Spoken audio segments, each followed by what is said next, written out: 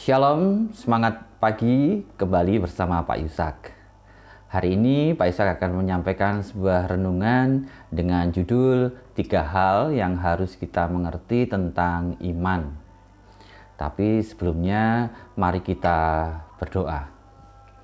Bapa, di dalam nama Tuhan kami Yesus Kristus, kami mengucap syukur Tuhan untuk kasih setiamu yang kami rasakan pada hari ini. Dari pagi hingga saat ini Tuhan sudah memberkati kami. Tuhan Yesus yang Allah yang baik, saat ini Tuhan kembali anak-anak-Mu akan merenungkan firman-Mu. Mampukan kami untuk berpikir, untuk merenungkan dan melakukan firman ini dalam kehidupan sehari-hari. Dan mampukan kami juga untuk dapat menyampaikan firman-Mu ini hanya sesuai dengan kehendak-Mu. Di dalam menyebut nama Tuhan kami Yesus Kristus, kami sudah berdoa dan mengucap syukur. Haleluya, puji Tuhan, amin. Nah, sekali lagi renungan pada hari ini Pak Yusak ambil judul 3 hal yang harus kita mengerti tentang iman. Kehidupan Kristen adalah kehidupan yang berjalan menggunakan iman. Saya yakin kita yang sudah sering ke gereja sudah sering mendengarkan kata iman ini. Tetapi banyak yang tidak sungguh-sungguh mengerti arti dari iman kepada Tuhan.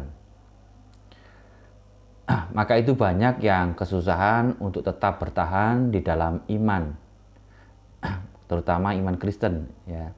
Banyak kita jumpai saudara-saudara kita yang meninggalkan Tuhan.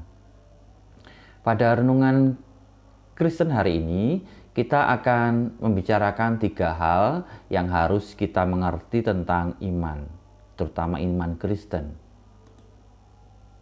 Yang pertama, tanpa iman kita tidak mungkin, tanpa iman tidak mungkin orang berkenan kepada Tuhan. Saya ulangi, tanpa iman tidak mungkin orang berkenan kepada Tuhan. Dalam Ibrani 11 ayat 6 disebutkan, tetapi tanpa iman tidak mungkin orang berkenan kepada Allah. Sebab barang siapa berpaling kepada Allah, ia harus percaya bahwa Allah ada. Dan bahwa Allah memberi upah kepada orang yang bersungguh-sungguh mencari Dia. Pada Ibrani 11 ini tertulis banyak sekali cerita dari tokoh-tokoh Alkitab yang berjalan di dalam hidupnya menggunakan iman. Kita mulai dari Abraham. Abraham dengan iman meninggalkan semuanya, ya, kekayaannya, ya, ladang, sawahnya, semua harta bendanya untuk pergi ke tanah perjanjian yang Tuhan belum tunjukkan kepada dia. Lalu ada tokoh Nuh, ya, Nabi Nuh, dengan iman membangun bahtera yang bertahun-tahun meskipun tidak ada tanda-tanda dari hujan deras akan turun. Kemudian ada Musa atau Nabi Musa yang dengan iman menukar seluruh kekayaannya sebagai pangeran Mesir, ya, untuk menjadi pemimpin bangsa Israel menuju tanah perjanjian. Tuhan ingin kita percaya kepadanya dan janji-janjinya. Dia senang ketika kita percaya kepadanya. Nah, pernahkah kalian dipercayai oleh orang-orang di sekitar kalian? Dipercayai seseorang rasanya enak, ya. Bagaimana kalau tidak dipercayai? Pernahkah kalian merasakannya? Sedih kan rasanya? Begitu pula dengan Tuhan. Dia ingin kita mempercayainya sebagai sahabat kita, sebagai Bapa kita, dan sebagai Juru Selamat kita. Kita tidak dapat menyenangkan hati Tuhan jika di dalam hidup ini kita tidak memiliki iman yang percaya penuh kepadanya. Dan yang kedua, proses dari iman tidaklah kelihatan. Sekali lagi, yang kedua, proses dari iman tidaklah kelihatan. Pertumbuhan iman sangatlah mirip dengan pertumbuhan tanaman. Pak Ishak mengambil contoh tanaman kentang atau umbi-umbian yang lain ya. Kentang, ya tanaman kentang ditanam di tanah, sehingga proses pertumbuhannya tidak dapat kita lihat sama sekali. Kita hanya dapat memberinya nutrisi yang kentang itu butuhkan dari luar, ya kita pupuk, ya kita siram, dan percaya bahwa jika kita setia merawatnya, kita dapat menuai hasilnya ketika waktunya tiba. Sama halnya dengan iman. Ketika kita tanam iman kita kepada Tuhan, kita biasanya tidak dapat proses, ya, kita tidak dapat melihat proses dari apa yang Tuhan sedang kerjakan. Yang kita dapat lakukan adalah untuk tetap setia kepadanya dan percaya bahwa iman kita tidak akan berakhir sia-sia. Satu hal lagi yang harus kita ketahui, seringkali Tuhan tidak memberikan sebuah tanggal kapan Dia akan memberikan apa yang sudah Dia janjikan. Kita seringkali menginginkan Tuhan untuk menunjukkan hasil iman kita dalam waktu yang singkat.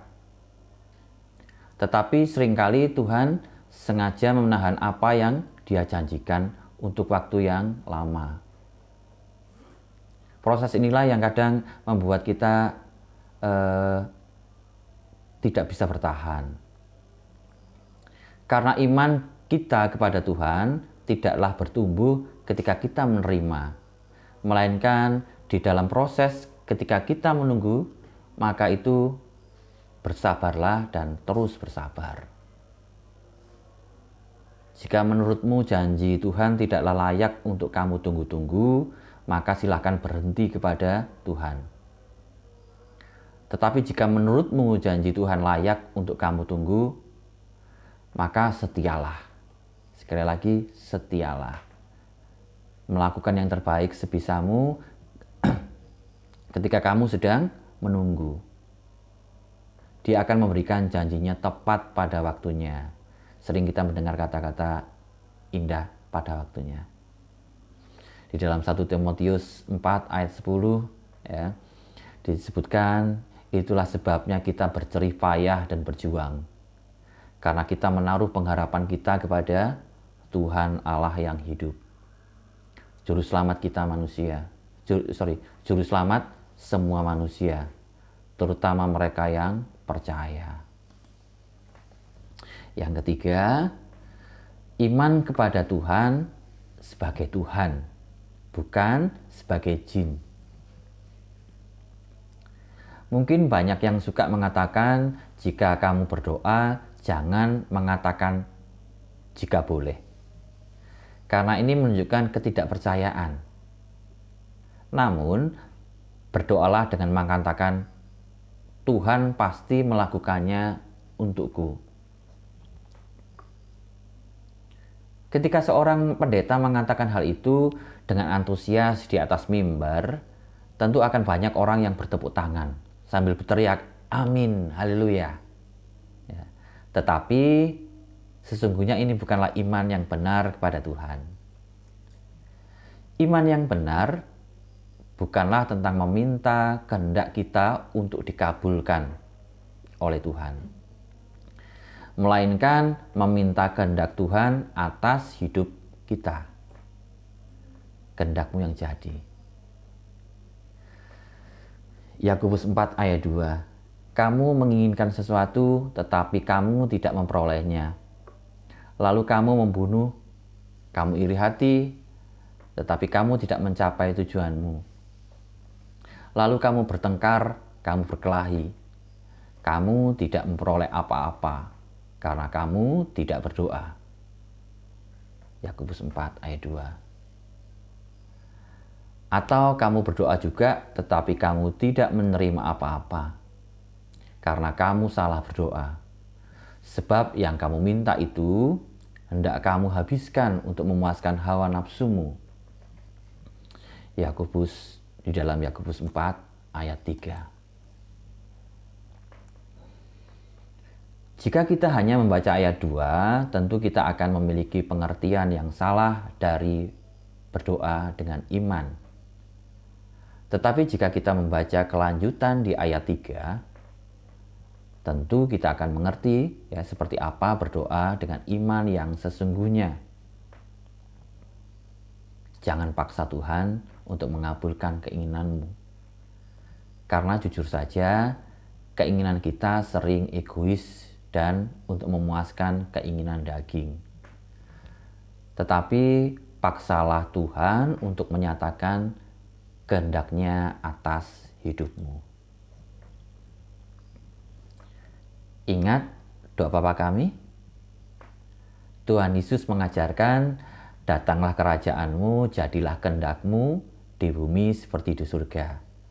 Dalam Matius 6 ayat 10. Iman kepada Tuhan berarti percaya bahwa Tuhan akan mengabulkan segala yang kamu mau. Iman kepada Tuhan berarti percaya bahwa Tuhan akan memberikan yang terbaik sesuai dengan rancangannya. Ketika kita mengerti iman yang sesungguhnya kepada Tuhan, ketika kita tidak menerima apa yang kita inginkan, kita tidak akan marah-marah mengatakan Tuhan jahat, Tuhan tidak mengasihi saya.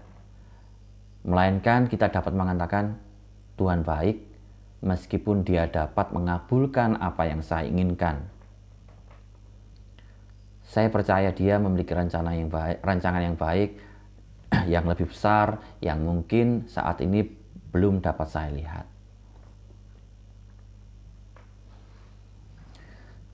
Dan yang terakhir, Yesaya 55 ayat 8 sampai 9 berbunyi, sebab rancanganku bukanlah rancanganmu dan jalanmu bukanlah jalanku. Demikianlah firman Tuhan, seperti tingginya langit dari bumi, demikianlah tingginya jalanku dari jalanmu, dan rancanganku dari rancanganmu. Tetapi apabila di antara kamu ada yang kekurangan hikmat, hendaklah ia memintanya kepada Allah, yang memberikan kepada semua orang dengan murah hati, dengan tidak membangkit-bangkitkan. Maka hal itu akan diberikan kepadanya. Hendaklah ia memintanya dalam iman, dan sama sekali jangan bimbang. Sebab orang yang bimbang sama dengan gelombang laut yang diombang-ambingkan kian kemari oleh angin. Yakobus 1 ayat 5 sampai 6. Demikian renungan firman Tuhan pada hari ini tentang iman. Semoga kita dapat mengimani iman kita kepada Tuhan Yesus Kristus, dan Tuhan Yesus memberkati. Amin.